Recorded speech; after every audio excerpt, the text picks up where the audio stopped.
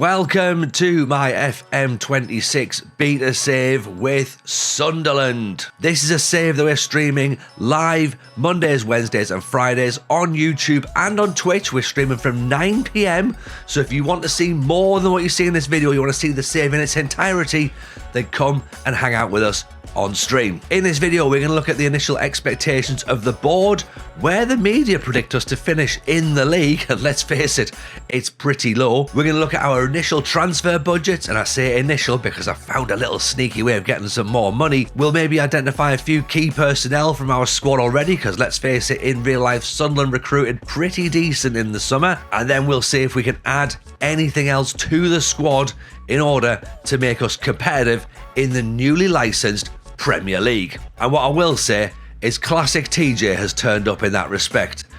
And there's one or two players you might look at and go, why? And if this is the sort of thing you're interested in, make sure you follow the channel, leave a like as well, and comment below who you're managing on FM26. And we'll get right into it now with Sunderland till I cry. So, as you can see, this is where we pick our club then. We're going to select Sunderland here. We are expected, as you can see, to be relegation battlers alongside Leeds and Burnley, which is understandable given the fact we've just been promoted.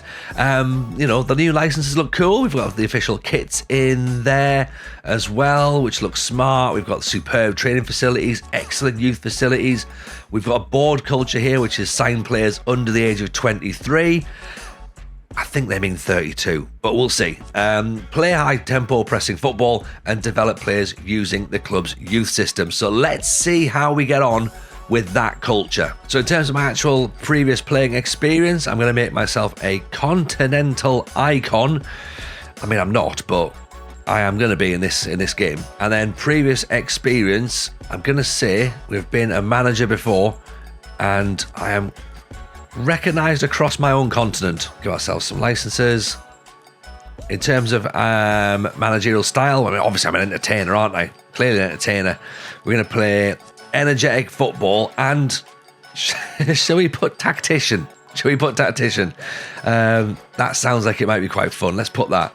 That could be decent enough. And then, I mean, I'm nothing if not inspirational, am I? So let's do inspirational. And that's us there. Then plays entertaining football, energetic football. I'm a bit of a tactical tinkerer and I inspire others. Right, we're in then. Let's have a look at what the media are expecting us to do, because let's face it, we are dubbed relegation battlers.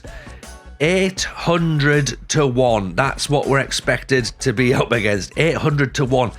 For context, Burnley are 1,000, Leeds 800, West Ham are 450-1. So that is how unlikely we are to win the league. But never mind. That just means we've got a challenge, and I like a challenge. Do you mean I'll take 800-1? Let's have a bit of that. Let's also have a bit of a look at some of the players who are going to be doing the business for us. And the first one I want to check out is the man who is, let's face it, going to be the captain of the ship. A man who I still can't believe in real life actually plays for Sunderland. Granit Xhaka, the Granite Man himself. Granit Xhaka, this guy is going to be the linchpin of our team. Look at this. He is ridiculous. 16 for aggression, anticipation, bravery, first touch. He's got determination, decision making, composure of 18, passing of 18, leadership of 19. He's got technique and work rate and teamwork of 17. He's naturally fit. He's 92 years old and he's got 17 for fitness. The only thing he can't do is run 100 metres in 10 seconds. But other than that, I mean, Granit Xhaka is a monster for us, and we're going to be leaning on him an awful lot. Now, in real life, Robin Roos is getting a load of praise as well. Really, really good goalkeeper. Like, sort of, not many people knew about him when he turned up to Sunderland, but he's playing really, really well at the moment. And, I mean, he looks fine. Handling's pretty good. Anticipation's pretty good. Again, he's very fit as well. 18 for fitness. Reflexes look fine. Aerial reach is very, very good. So, let's see. I mean, he is big and tall, so hopefully Robin Roofs can be our number one goalkeeper and can do a pretty good job in the sticks, because we're going to need a good goalkeeper this year because we're going to be under threat. I also like Nordi Mukiele in real life as well. What a signing he's been for Paris Saint-Germain. On game again, he looks barely handy. Decent bravery, decent aggression. Everything else kind of average, really. Good teamwork, good tackling though at 15. Jumping reach is really good at 15 as well. Same for balance and pace. So I think we've got ourselves a decent player here and a nice bit of work rate. That's the TJ DNA, isn't it? I like players who work hard. I like players who are determined. I like players who give their all for the club, and also I've got a bit of decent fitness as well. So Nordi is going to fit in really nicely. Up top, we've got Wilson Isidore, who is a bit of an enigma, to be honest. I think, in the Championship, people were like, he's a decent enough Championship striker. Is he going to be good in the Premier League? Well, I think he's more instinctive than we maybe give him credit for. And I think with 15 acceleration and 15 finishing, I mean, hopefully he's going to be doing all right in the Premier League. I know 15s are good in the Championship, and it's not quite excellent in the Premier League, but fingers crossed that Wilson Isidore can get us some goals, because we are going to be leaning on him and Elijah Mayenda and Brian Brobby, who I've previously had in former Football Manager saves before and really loved. In fact, let's have a look at Brian Brobby just to compare what he looks like now, because, I mean, I've had some wonderful moments with Brian Brobby. 17 for bravery, 16 for balance, 18 for strength, 17 for work rate. Yes, okay, fair enough. His finishing's only 13, but he's going to be a foil.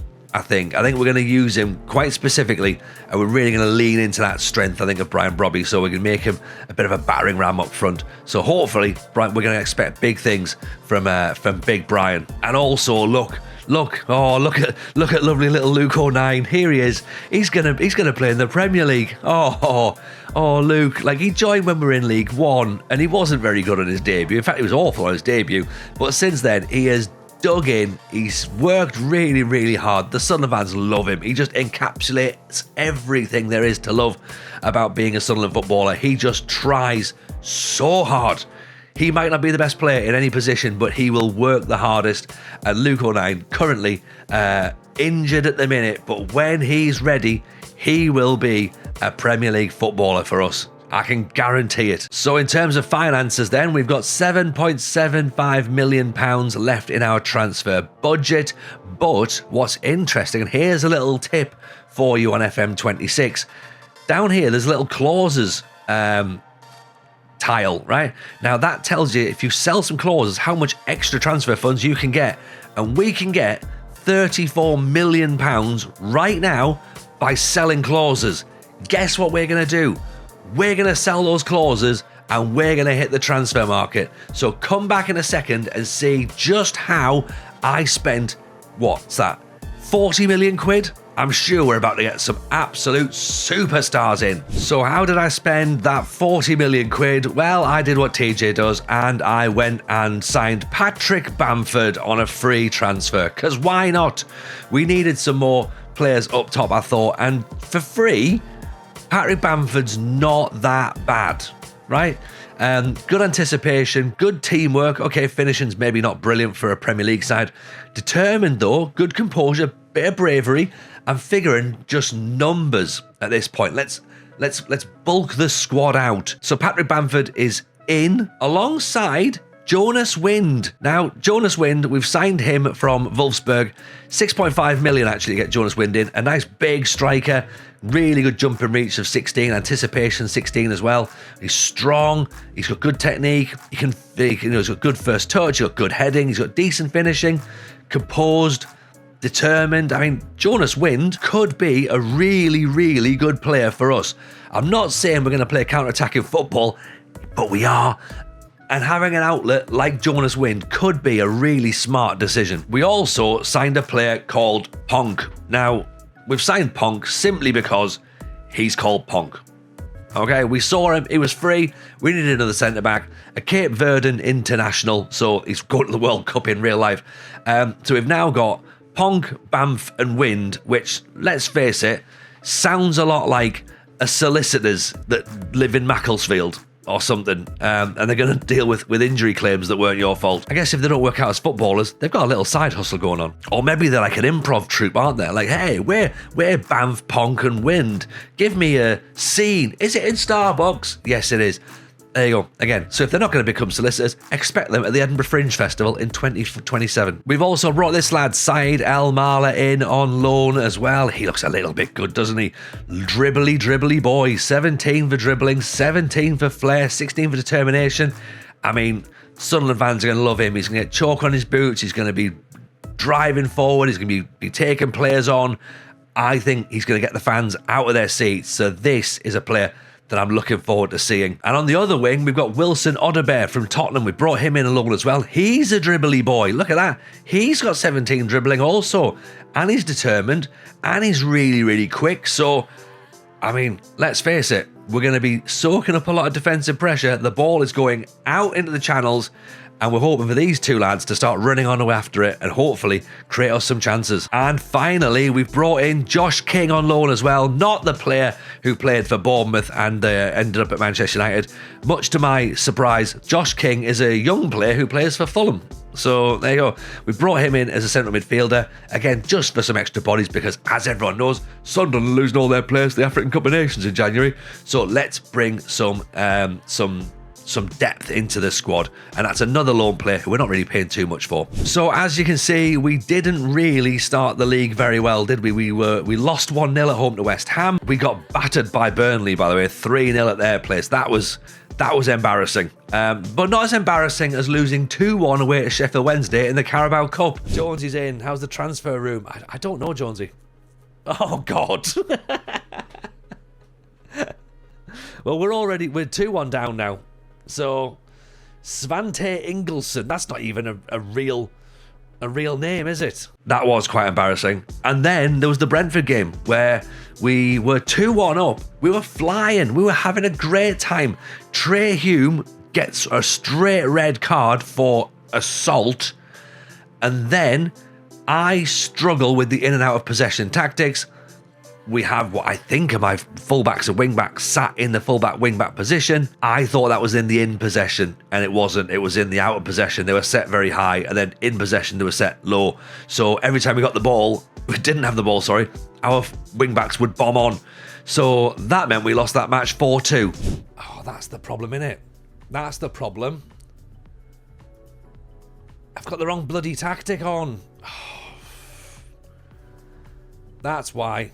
Oh, God's sake. Far from ideal, really. Far from ideal. But we then switched things around and form has picked up. We beat Crystal Palace 2-0, got our first league win of the season, and then we drew with Aston Villa and we drew with Nottingham Forest as well. So we're 3 unbeaten, and I think that's pretty good, to be honest. I think that's pretty good. In terms of our current tactic, this is what we're currently working with. So we've got... Is this a 3 at the back or is it a 5 at the back? It's 3 centre-halves is what it is. We've got ourselves some wing-backs out here as well. Gertruda is in for Reinildo, who's been injured. Mukiele has had to move out to right-back for the suspended Trey Hume. We've got Siddiqui and Saka in midfield. Lafayette Mayenda up top with Isadore.